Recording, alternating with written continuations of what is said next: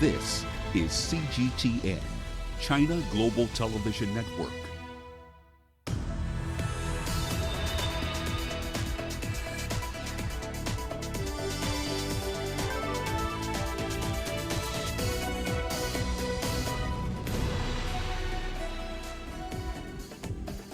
Hello there, welcome to this edition of Global Business Africa. In the course of the hour, we'll run through all the business news stories you need to know about from Africa and beyond. But first, to run through the markets here for you. So we'll go through Safaricom's full year results a little later in the program, but suffice to say that the last 4 weeks have been rather good for the counter, up 11%, closing at around 27 US cents in today's session. They reported net earnings just under $700 million. Some pretty strong results coming through there. Most of that, of course, made before this COVID-19 pandemic hit our shores. The main index in Nairobi edged 1% higher today. South African equities also continuing the second quarter rebound with today's gains. Top 40 index over there has gone up by nearly 20% in the last 4 weeks. Here's what's in the pipeline. The implementation date for the Continental Free Trade Area to be pushed forward due to this pandemic. South Sudan orders the closure of shops as it increases restrictions designed to contain COVID-19. And a Kenyan designer is now turning to making fashionable face masks in order to stay afloat. So then let's start the hour with one of the continent's most ambitious plans in years, the establishment of the largest free trade area, not in Africa, on the planet. Trading under the rules of the Continental Free Trade Area, or the CFTA as it's more commonly known, was to start on the 1st of July this year, but that will not happen. The Secretary General of the CFTA Secretariat, Wamkele Mene, a South African national, told Reuters that he was confident that the deal would proceed, but he didn't give a new date for its implementation. Now, if all African countries do join in, this free trade zone would essentially unite countries with a combined GDP of about $3.4 trillion and a population of about 1.3 billion people. It would essentially be the largest new trading bloc in the planet since the WTO was set up in 1994. Now, Mene says that African governments do not have the financial firepower to launch the same kind of economic stimulus packages that we're seeing in the United States and in Europe as well. And they're putting those forward, of course, to mitigate the economic damage done by the pandemic. However, he says that more intra-African trade could serve essentially the same purpose across the continent. So let's dig into the details of the story in a bit more detail. Nabil Ahmed Rufai is live in Accra, where the CFTA Secretariat is based. Koleto Njohi is in Addis Ababa, where the AU Commission is based. Nabil, let me start with you. So the CFTA Secretariat, the Secretary General rather, argued that trade would be the most common way of boosting growth and repairing the damage done by this pandemic. So why can't trading start on the 1st of July under CFTA rules? What exactly is it that's yet to be done that this pandemic has stopped? Ramah, we know that Ghana is to host the Secretariat of the Continental Free Trade Area, but then processes towards making the Secretariat ready have actually stalled as a result of the coronavirus outbreak here in Ghana. We've not been able to finalize, making the Secretariat ready for the implementation of the CFTA. So that's one major issue. Aside that, we know that the African countries, most of them have actually closed their borders, meaning people cannot move in out, and also goods cannot cross borders as a result of the coronavirus pandemic. And of course, once this is in place, we are uncertain when these borders would be opened for business to begin and the movement of goods and people would begin. Aside that, we know that 54 African countries have actually signed for the free trade area, but out of that, only 29 countries have actually fully completed the domestic requirements for the ratification of the implementation of the free trade area. Now, these are the issues that are actually at play and leading to the postponement of these implementation or the launch of the free trade area from 1st of July, essentially, Ramah. Indeed. Coletta, what's the view from the AU Commission on the implementation of this free trade area? Do they want to push this out by another year or 2 years? What sort of numbers are they working with? Well, Ramah, the African Union is not giving any timeline because everything depends on how fast the continent will be able to come out of the COVID-19 pandemic. So it's all dependent on that. But at the moment, the Secretary General himself, Mr. Omkele Mene, is working from the AU Commission headquarters here in Addis Ababa with his team. So work is ongoing. And the Commissioner for Trade and Industry of the African Union has told us that we shall be having meetings, especially virtual meetings between ministers of trade or also other specialized technical committees that are supposed to be streamlining issues that will enable the implementation of the CFTA. But also, Ramah, if we note from the beginning of the COVID-19 pandemic in the continent, we've been having regional talks, regional blocs having talks with each other on how they can move forward. And at the same time, we've also seen heads of state at the continental level being led by the African Union chairperson, Mr. Ramaphosa, holding meetings at the level of bureaus and other issues. And at the bottom of it all is the fact that the CFTA has come up several times as a very important thing. And because of that, the African Union has put up an initiative which is being led by the AU Commission Deputy Chairperson, Mr. Kwesi, and which is supposed to be looking at beyond COVID-19. So the continent is already looking at beyond COVID-19 because currently COVID-19 is being handled. And beyond that, in the initiative, the CFTA is at the center point.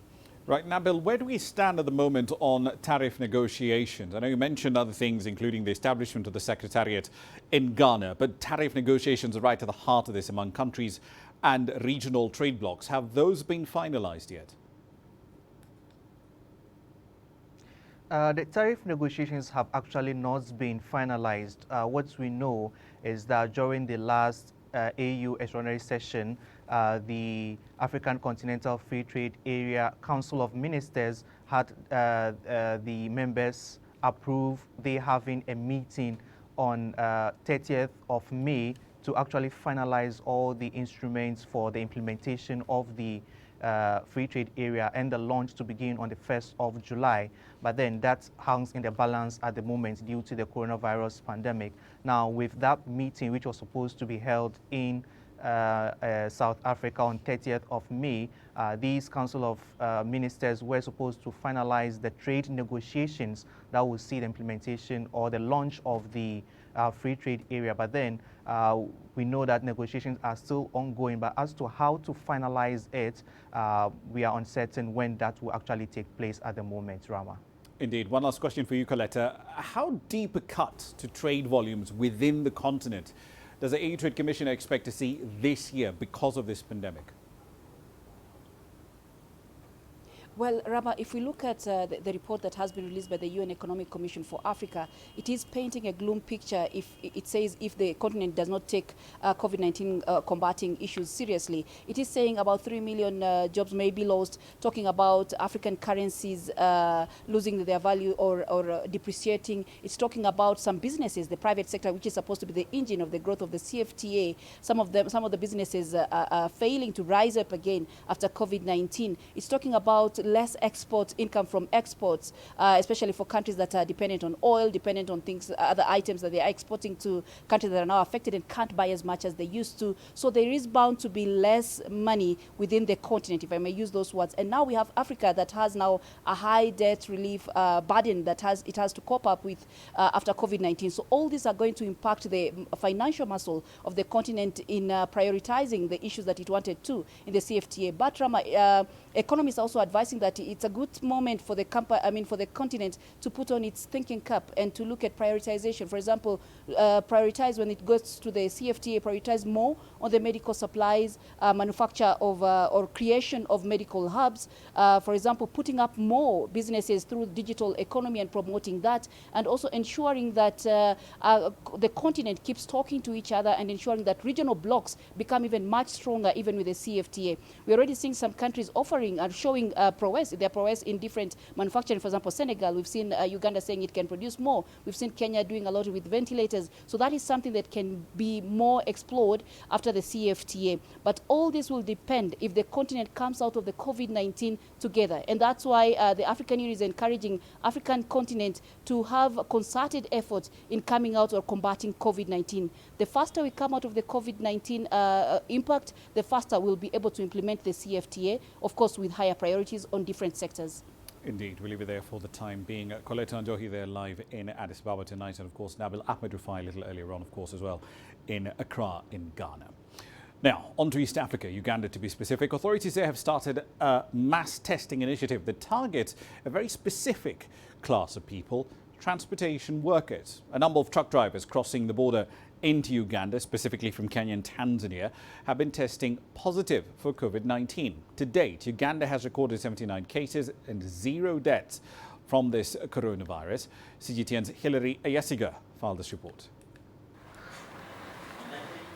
Hoping to curb the spread of COVID-19, health workers conducted tests at the border between Uganda and Kenya, a process that involves a mouth and nose swab. This information is vital as we think about a phased lifting of the lockdown. We want to be very sure that the Ugandan population is safe, and it will also enable us to focus on the most critical areas in the days ahead. 20,000 people living along the border and key transit routes are being targeted, along with transport workers and truck drivers, following a surge in the number of cases of COVID-19 among drivers coming into the country. So far, we have 19 truck drivers who have tested positive. These are mostly foreign nationals, only one Ugandan. We are all aware that they follow certain routes all over the country, and they have, in one way or the other, interacted with the communities along the way. So we also want to know what is happening. The locals have welcomed the move, saying it will help contain the disease. It's very important because we come into contact with very many people. And therefore, when we test, or rather if people are tested, others who are not safe will be taken for isolation, then be treated. That will save others. We want to see that when everyone is free, our children is to go back to schools, and we begin the program of learning, because the children are missing, they are missing education. But the country still faces the challenge of unchecked border points. People sneak in and out to do business across the borders. The Uganda government is now planning to work with neighboring countries to combat the problem by the 4th of May. Health experts say the measures put in place are gradually yielding positive results. They are hopeful that if the rate of community infections continues to drop, they can lift the lockdown and the country will soon return to a new version of normal. Hilary Ayasiga, CGTN, Kampala, Uganda. And we're still in the region. South Sudan has ordered all shops to shut down, except those that sell essential commodities like food. South Sudan has about 34 cases of COVID-19. Restrictions put in place to contain the spread of that pathogen are now pushing many SMEs in the country to the brink of collapse. CGTN's Patrick Oyet filed this report. Mogaswaka owns a hardware store that is now closed because of restrictions put in place to stop the spread of COVID-19. Moga's business was supporting his 8 family members. He says he is unsure whether his business will survive under the current lockdown. We are losing in the business sector. Then we are supposed to be uplifted. How do the government uplift us? They have to think about that one. Another challenge for businesses dealing in construction materials is that demand is likely to fall as many people shift their goals to getting basic needs. The owners of some of the businesses here say a continued lockdown would mean having to rely more heavily on food aid since they are now depleting all their savings and have no income. There are some businesses that have loans to service. In addition, many still have other financial obligations like paying rent. Citizens even are already locked.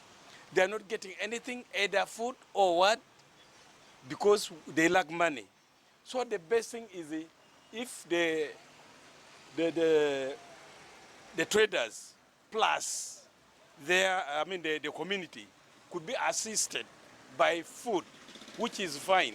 The government is urging financial institutions to come up with a fair plan for loan repayments to businesses. I've been addressing the banks, the local and foreign banks, that during this period of coronavirus, we have got to be relaxed in the way that we do things.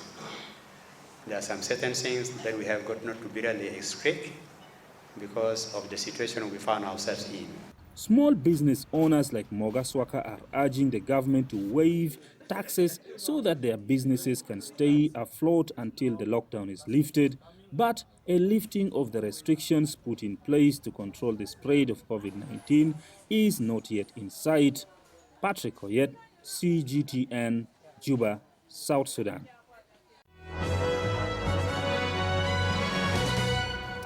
Right, then a quick run through some corporate headlines, and we start in Kenya. The country's largest telecommunication services firm, Safaricom, has reported earnings before interest and taxation essentially rising by 13% to about $950 million.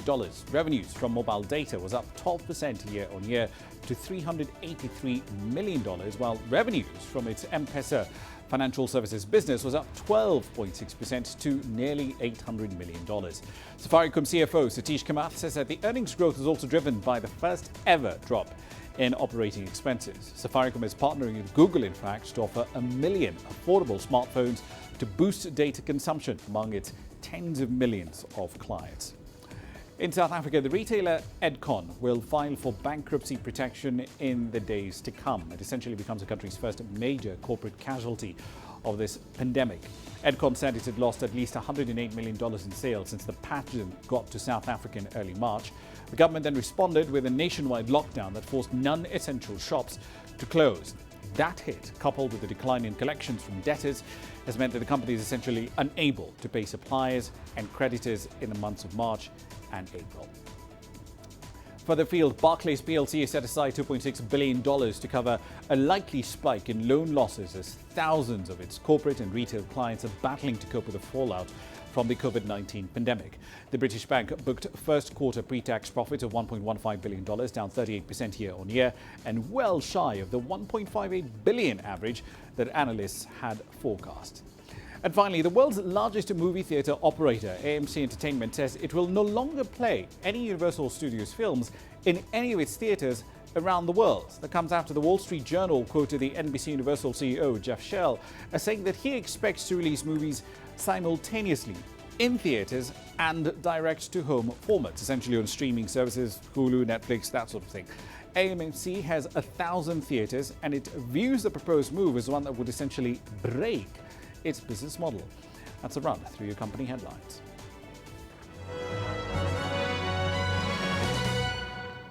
You're watching Global Business Africa. Time for a short break. Here's what's coming up on the other side.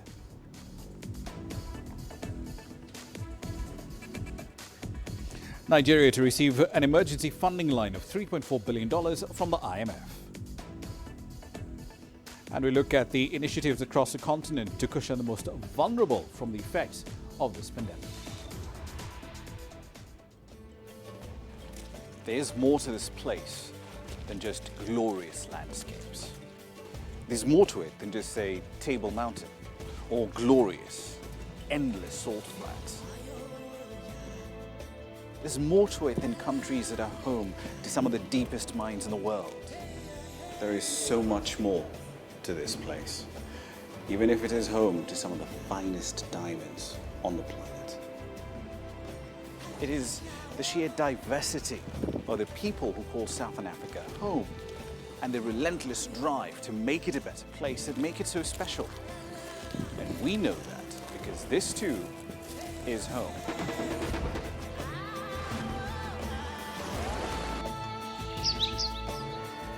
No one knows Southern Africa like we do.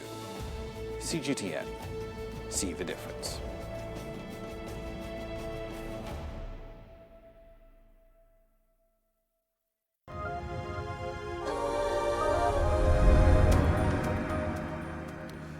Welcome back. Let's head over to Nigeria now, where the IMF has approved an application for a $3.4 billion emergency credit line. Now, the funds will essentially support the oil exporters' response to the coronavirus pandemic. The fund remains closely engaged with the authorities in Nigeria, and it says it's ready to provide policy advice and further support as needed. The COVID-19 pandemic and a very sharp decline in oil prices have magnified the trouble that Africa's biggest economy is in at the moment, and that's in turn has triggered a significant increase in its financing needs as revenues from oil and gas sales has essentially evaporated.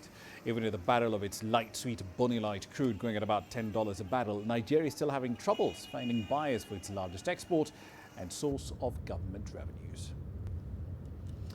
All right, then, let's dig a little deeper into this story. Deji Badmus joins us now live from Lagos with more information on this. So, Deji, the IMF says that this funding should ideally help to limit the decline in the country's foreign currency reserves and provide some budget financing. But do we know the split of this $3.4 billion? How much is that going into FX reserve support and how much is that going into budget financing?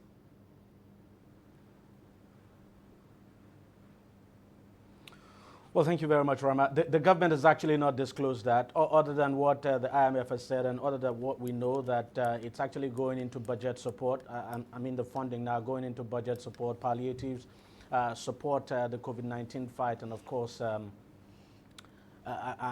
the other item. I mean, the government has actually not come out to disclose that, so we would have to wait. I mean, this funding was released just less than 24 hours ago. The government would have to now disclose that, and I believe it will have to disclose that as well to Parliament, and that's when we would have a clear idea. But everyone expects that the budget would probably take the largest chunk, and then COVID-19 before you talk about FX reserves.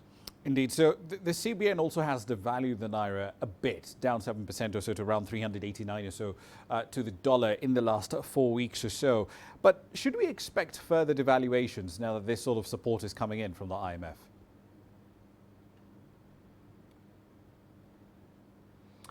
Honestly, Ramah, I think it's a difficult call to make at this time. Of course, there are those who are speculating that there might be another devaluation in the second part, that's the second half of the year. We just have to wait and see. What I can just tell you is that the CBN today announced that it's going to resume its forex intervention now. That's the sale of forex now.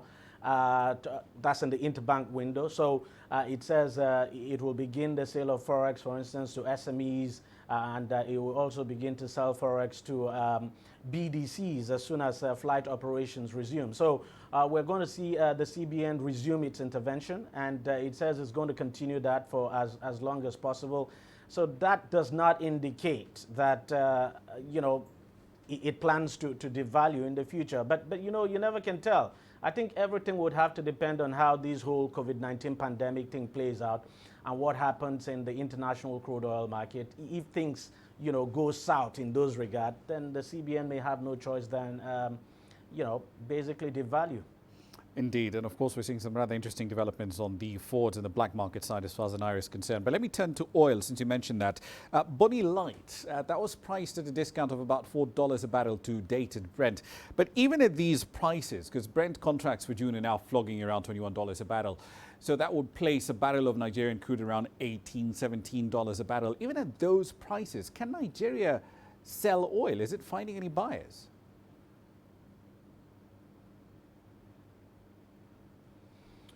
Well, no doubt. At the moment, at that price, of course, you would say it's quite high. But what we're hearing from the NNPC is that they're finding buyers, but it's been very, very slow, very, very slow indeed.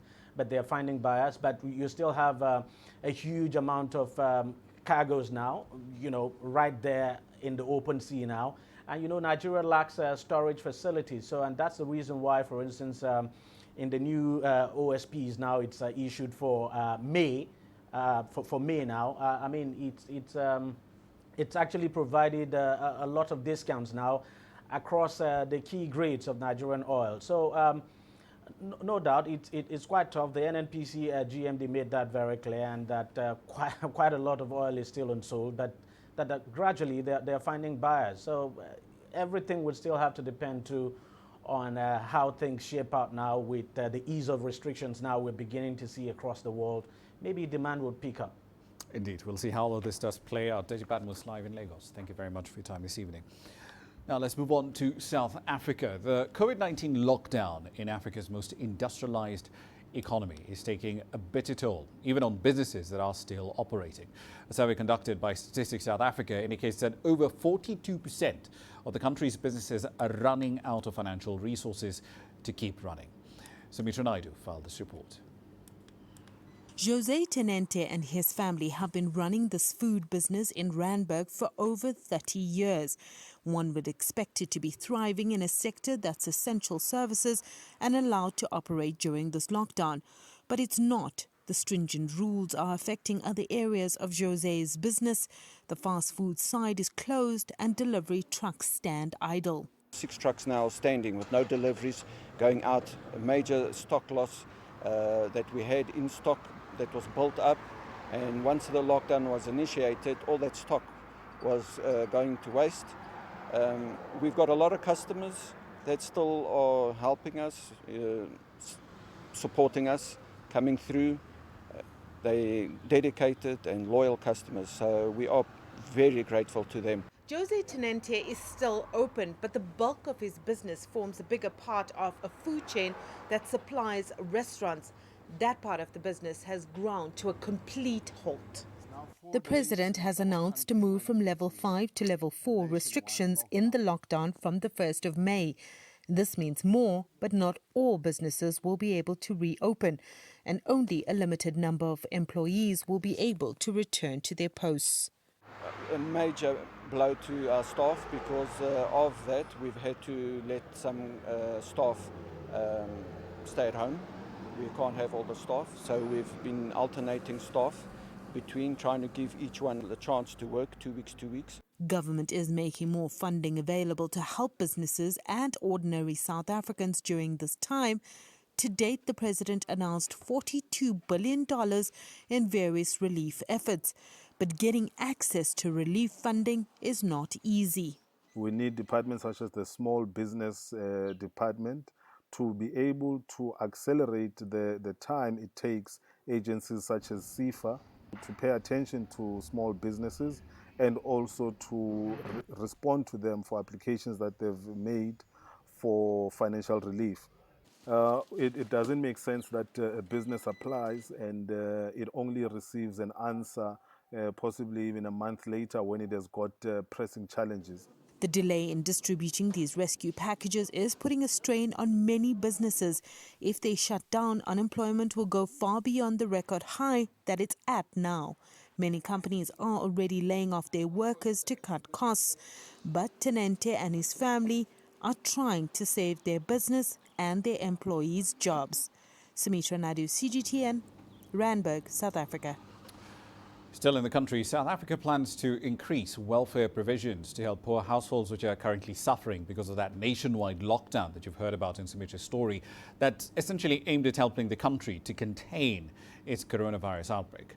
President Cyril Ramaphosa said that the lockdown, however, had also revealed a sad and very glaring fault line in society that revealed how poverty, inequality and unemployment is tearing the very fabric of communities apart.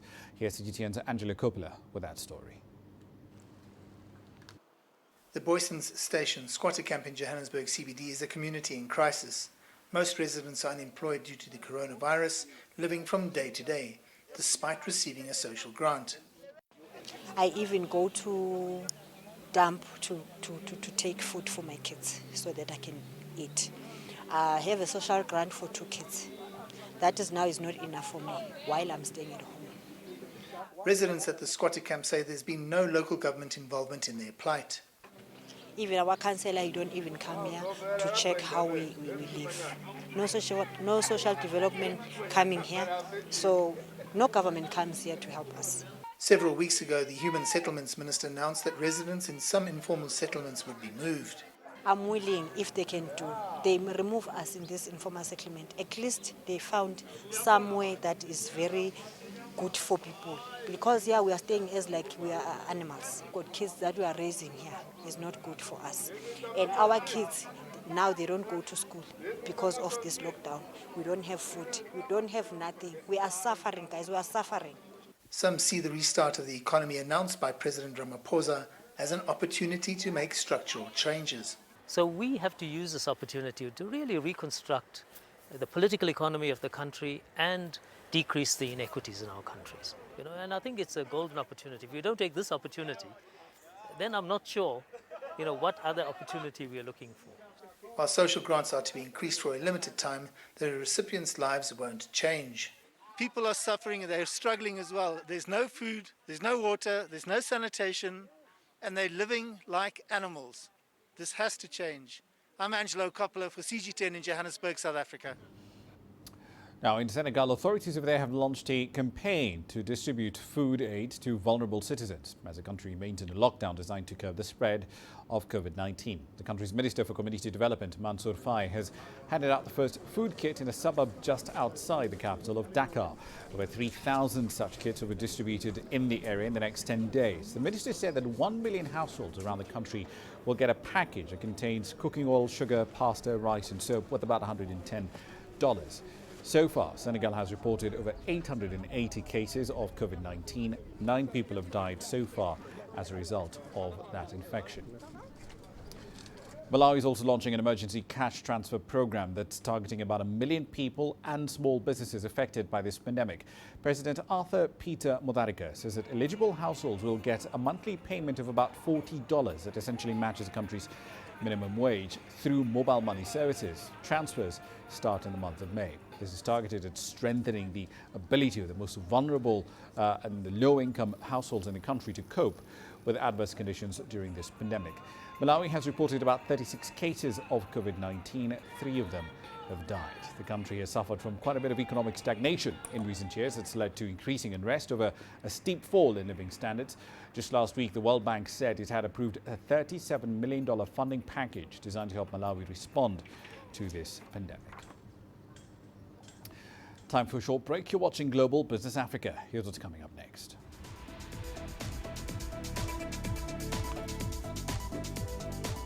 The 2021 Tokyo Olympics are still in the balance unless this pathogen is defeated. And can synthetic alternatives replace meat in your diet? We'll explore that when we come back.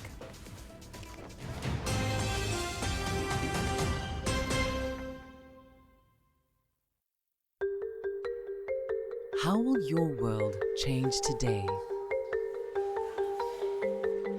What happens here? What happens there? Or what do you make happen for yourself? If it matters to you, it matters to us too. Your stories are these stories that need to be told. Africa Live. Find your voice.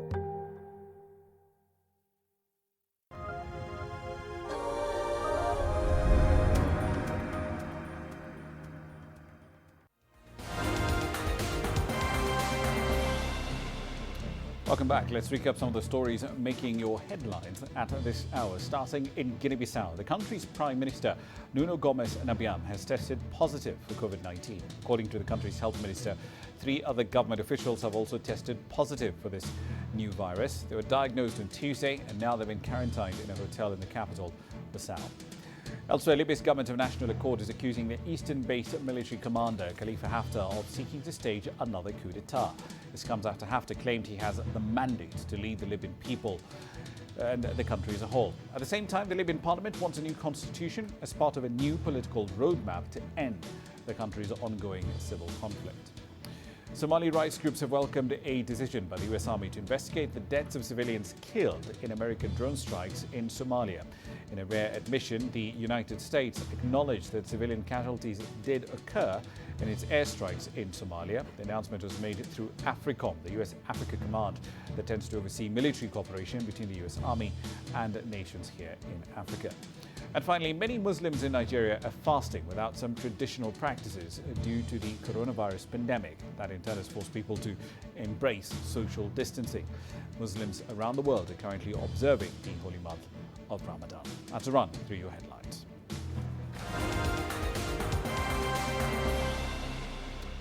Further field now, Japan's Prime Minister Shinzo Abe says it will be impossible to host the Tokyo Olympic Games next year unless the COVID-19 pandemic has ended. The International Olympic Committee and the Japanese government postponed the Games last month until July 2021 due to this pandemic. Now, Abe added that the Olympics must be held in a way that shows that mankind has essentially won the battle against this invisible pathogen. Tokyo confirmed 112 new cases on Tuesday. Total infections in Japan stand at nearly 14,000.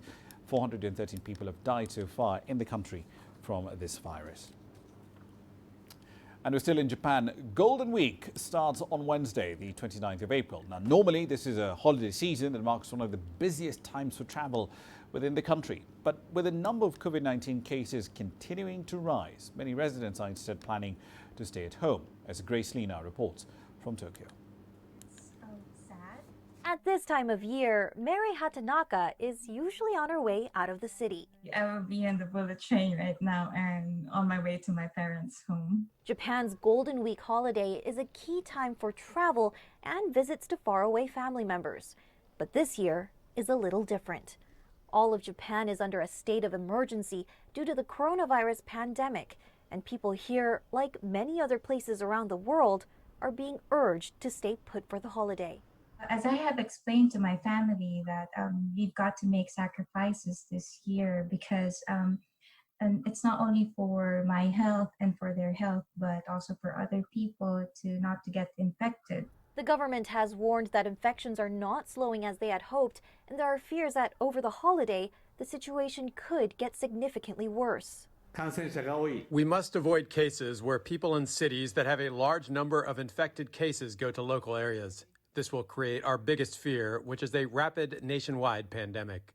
Prime Minister Shinzo Abe implemented a state of emergency 3 weeks ago, and it seems likely to extend beyond the holiday. But the government has stopped short of ordering people to stay at home. Hospitals across Japan are becoming overwhelmed with COVID-19 patients. Doctors and nurses say they don't have the equipment or staff to handle more cases. Only a limited number of hospitals are accepting coronavirus patients. Some hospitals have stopped surgeries and checkups for non-coronavirus patients so they can take in more patients. But the number of patients keeps increasing, and there's a limit to what we can do. There are also still concerns about the limited amount of testing here in Japan, even with new efforts to boost up the capacity. The majority of cases here are already untraceable, stoking fears that the outbreak may spiral out of control. That's been all the more reason for residents like Hatanaka to stay put, even if her parents try to convince her otherwise. My father has been telling me that, he would pay the transportation and everything, but I just said that, it's quite impossible to just go home. And as I told them that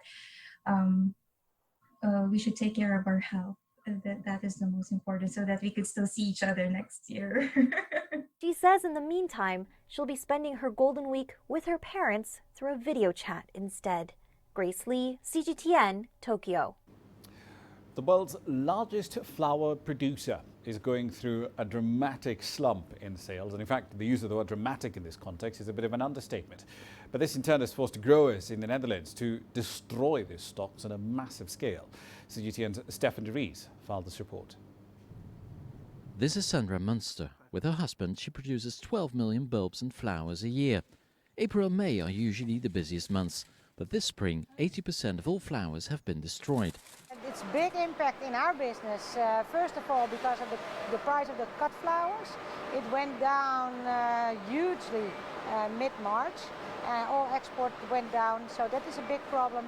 Next to that, I do guided tours in my greenhouses and in the tulip fields, and tourism is zero. In this moment, we think the loss is about 450,000 euros in our company.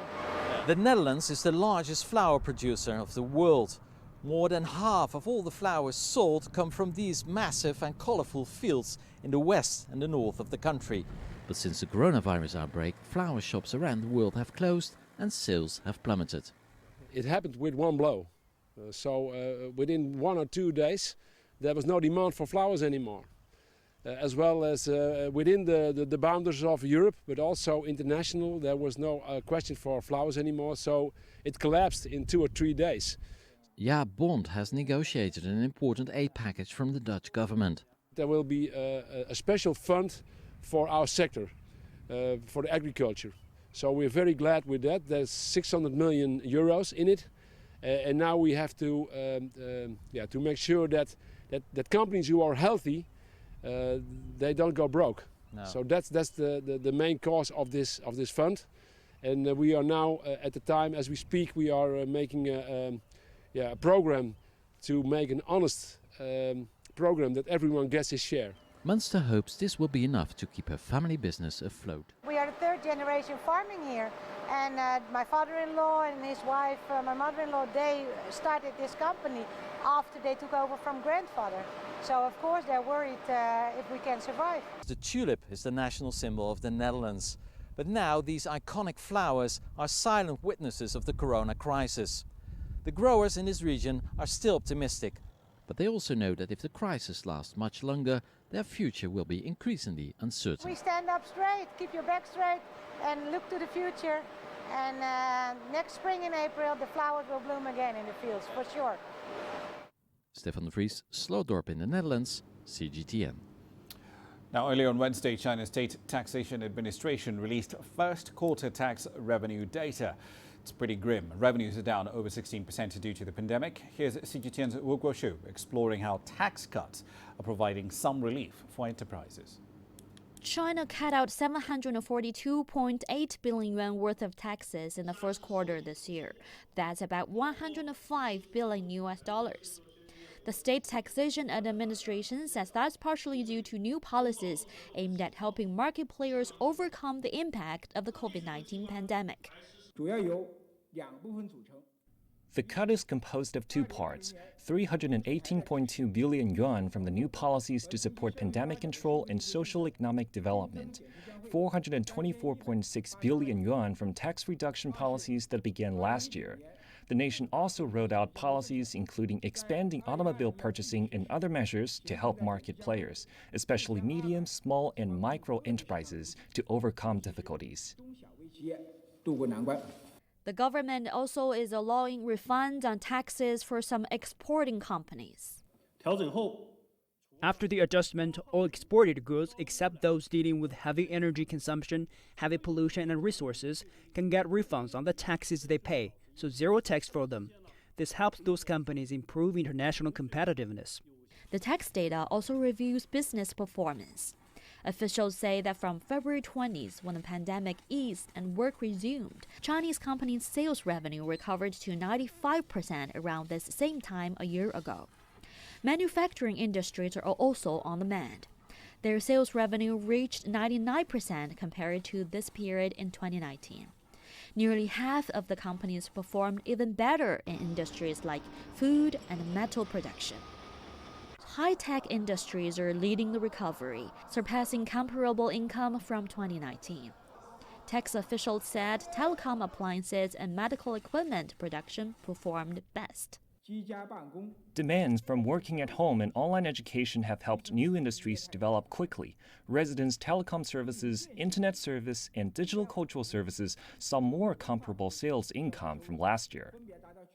Because of the tax cuts, China's tax revenues for the first quarter of 2020 fell by 16.4% compared to the same period a year ago. The authority expects a smaller drop in revenues for the second quarter as businesses resume full production and the economy recovers. Wu Guoshu, CGTN, Beijing. US retailers have also been hit pretty hard by restrictions imposed to contain the spread of COVID-19. With most stores closed and unemployment skyrocketing to levels we've not seen since the Great Depression, sales are down sharply and many retailers simply can't afford to pay the rent. CGTN's Karina Huber reports from New York. The Gap, which also owns Old Navy and Banana Republic, has nearly 2,800 stores in North America. But the coronavirus has caused them all to shut temporarily. 80,000 employees have been furloughed.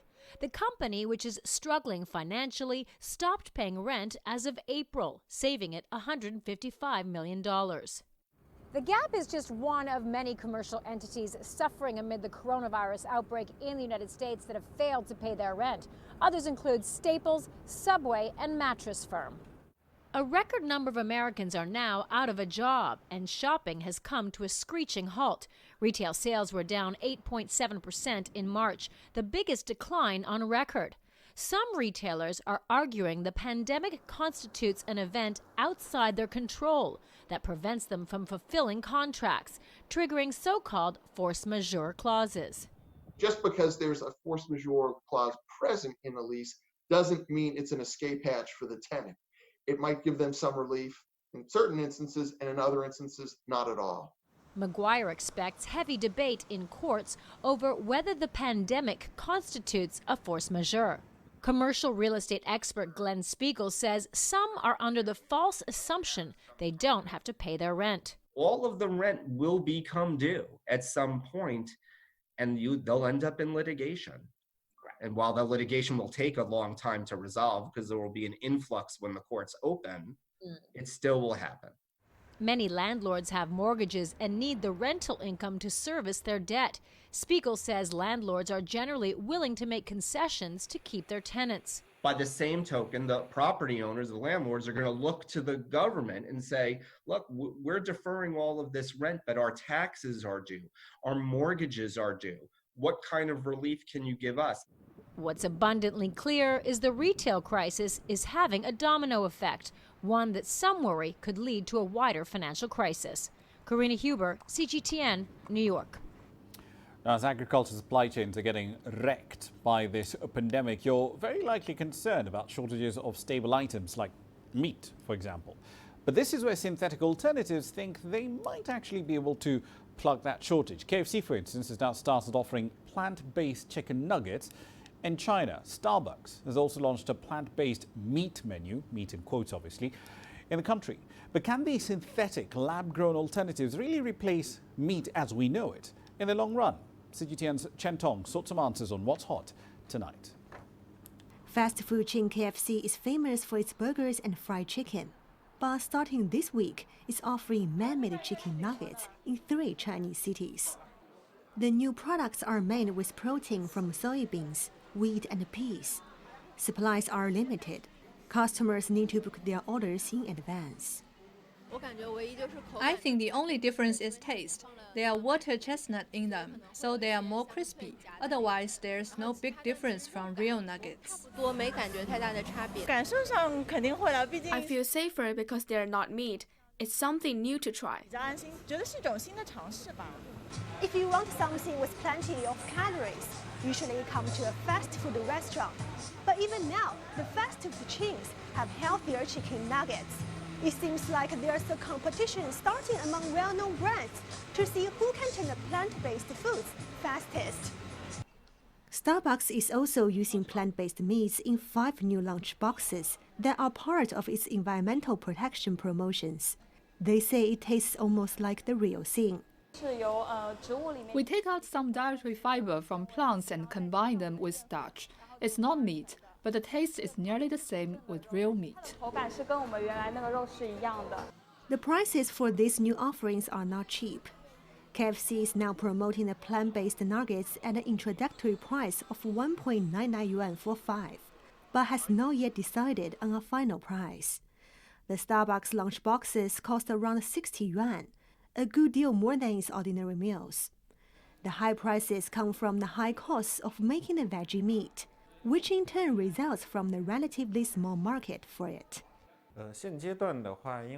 There are few suppliers of such man-made meat, and the market size is quite small, so the costs of making man-made meat is quite high compared to real meat. Even in European countries, which have had plant-based meats for years, the customer base is not large. NPD data show there tends to be a spike in orders when they are first launched. Customers buy out of curiosity, but then enthusiasm wins. Consumers came to buy plant-based meat in the first 3 to 4 weeks when the products were launched, but it's rare that consumers want to buy them again.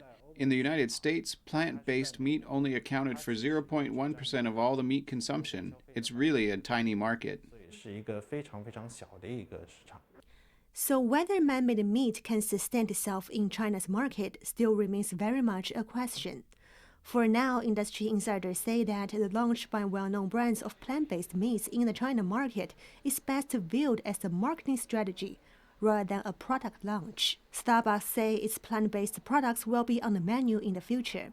But KFC's Chinese parent firm Yum has so far made no longer-term commitment to the man-made chicken nuggets. Chen Tong ICS for CGTN, Shanghai. We're probably going to have to update our lexicon as far as that is concerned and redefine what meat is. It's almost like redefining milk. If it comes from almonds or some other nuts, is it really milk in the traditional sense of the word? Quick run through the commodities here for you. So the loading schedule for Nigerian crude, at least for the month of June, that's now starting to come to market. But the discount on offer for its key grades hasn't really changed much. Bonny Light, Kwa Ibo, Focados, they're all on offer relative to dated Brent for less than, it's essentially dated Brent minus $4. So roughly $18, $17 a barrel. But the main issue now is when NNPC, that's a state-owned oil company, and the oil majors it has joint ventures with, can agree to and execute production cuts. Remember, as we heard earlier in the program, the world is flooded with cheap crude and Nigeria is struggling to find buyers for its produce. Here's what's coming up shortly.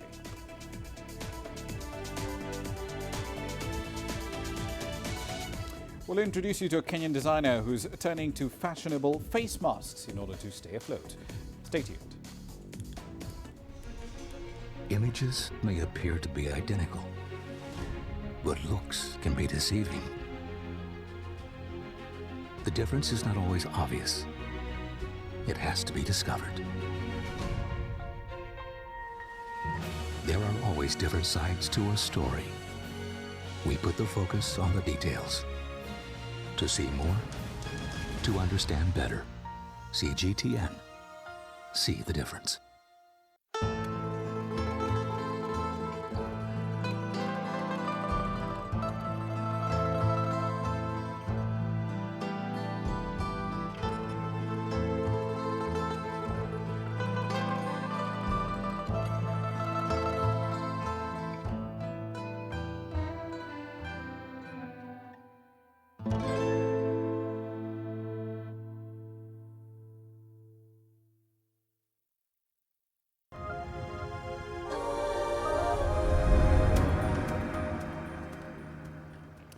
On to Senegal now. Farmers' markets over there have seen a very sharp decline in consumer traffic and consumer spending, mostly due to the containment orders over there that have been issued to slow the spread of COVID-19.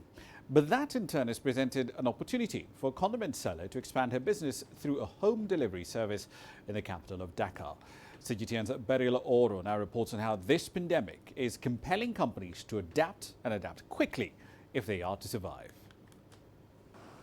COVID-19 is having a significant impact on businesses and economies.